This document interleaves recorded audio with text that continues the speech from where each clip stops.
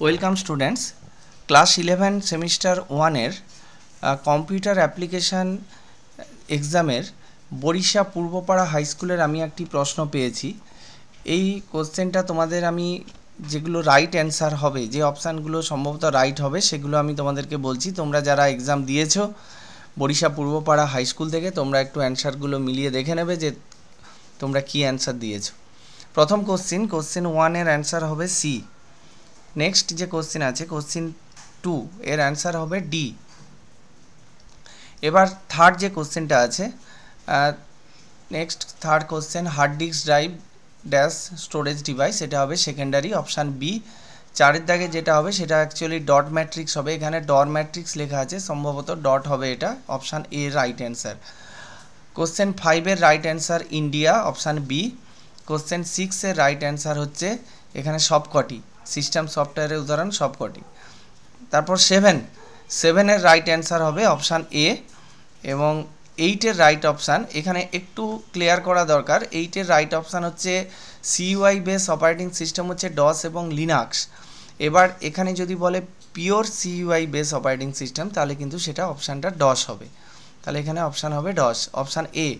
তারপর কোশ্চেন 9 যেটা আছে, কোশ্চেন 9-এর অপশান হবে অপশান বি বাইনারি। এরপর আছে কোশ্চেন 10 যেটা আসছে, ওটা রাইট অ্যান্সার হবে অপশান এ 40। নেক্সট 11 দাগের কোশ্চেনের রাইট অ্যান্সার হবে অপশান ডি। এবং 12 দাগের যে কোশ্চেনটা আছে সেটার রাইট অপশান হবে অপশান বি। এরপর পেজ 2-তে চলে এলাম। কোশ্চেন 13 দাগের কোশ্চেনের অ্যান্সার যে ছবিটা দেওয়া আছে তার রাইট অপশান হবে অপশান বি। এবং 14 দাগের যে কলাম ম্যাচিংয়ের যেটা আছে সেটার রাইট অপশান যেটা আসছে সেটা হবে অপশান বি।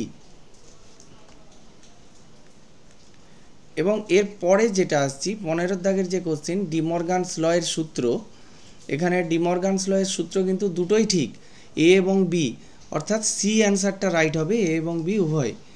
এবার 16 দাগের যে কোশ্চেন আছে, নেক্সট ল্যাঙ্গুয়েজ প্রোগ্রামিং লেখা সহজ, এটা অপশান এ, হাই লেভেল ল্যাঙ্গুয়েজে প্রোগ্রামিং লেখা সহজ। নেক্সট কলাম ম্যাচিং যে কোশ্চেনটা আছে 17 দাগের কোশ্চেন, এর অ্যান্সার হবে, রাইট অ্যান্সার হবে অপশান সি। নেক্সট 18 দাগের যে কোশ্চেনটা আছে এটা হচ্ছে ফ্লোচার্ট থেকে দেওয়া হয়েছে, ফ্লোচার্টের একটা সিম্বল, এই সিম্বলটা স্টার্ট এবং এন্ড, এর অপশান হবে সি অ্যান্সার, রাইট অ্যান্সার হবে অপশান সি। 19-এর যে কোশ্চেনটা আছে 19-এর কোশ্চেনের রাইট অ্যান্সার হবে অপশান ডি সবকটি। পেজ 3-তে চলে এলাম। পেজ 3-তে 20 দাগের যে কোশ্চেন আছে এটার রাইট অপশান হবে অপশান এ। এবার 21-এর যে কোশ্চেনটা আছে, সমস্যার সমাধানের ধাপে ধাপে লেখা সহজ সরল নির্দেশগুলিকে অ্যালগরিদম বলে, অপশান সি। নেক্সট 22 নিচের কোনটি হাই লেভেল প্রোগ্রামিং, এখানে সবকটাই high level programming, option D. 23-তে আছে প্রোগ্রাম রান করার পদ্ধতিকে এক্সিকিউটিং বলে, অপশান বি। 24 যেটা আছে, এই যে সিম্বলটা আছে এটা হচ্ছে প্রসেসের সিম্বল, অপশান বি। 25-এর রাইট অ্যান্সার হবে অপশান ডি। নেক্সট 26-এর রাইট অ্যান্সার হবে সবকটি।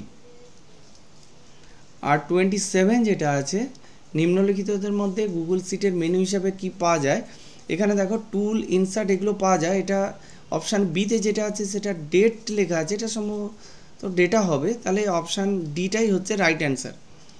তারপর 28 যেটা কোশ্চেন, এখানে একটি শর্ত পূরণের মাধ্যমে অ্যাভারেজ ভ্যালু নির্ণয় লজিক্যাল ফাংশন, সেটা অপশান সি হবে, অ্যাভারেজ ইফ।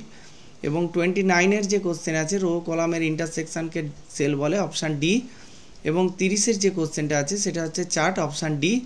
31-এর যে কোশ্চেনটা আছে এটা অপশান হবে এ। এবং 32 যেটা আছে এটার অপশান হবে option C, answer option C. 33-র রাইট অ্যান্সার অপশান বি। 34-এর রাইট অ্যান্সার হবে যেটা, সেটা হচ্ছে অ্যাকচুয়ালি 34-এর রাইট অ্যান্সার অপশান বি হবে 10। এরপরের যে লাস্ট কোশ্চেন যেটা আছে, শর্ত ব্যবহার করে সেল ফরম্যাটিং করাকে ড্যাশ বলা হয়, এটাকে বলা হয় কন্ডিশনাল ফরম্যাটিং।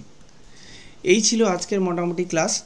তোমরা দেখে নাও তোমরা কোনগুলো অ্যান্সার ঠিক করে এসছো এবং তোমরা কত মার্কস পেতে চলেছো, তোমরা একটু মিলিয়ে নেবে এটার সঙ্গে। Thank you.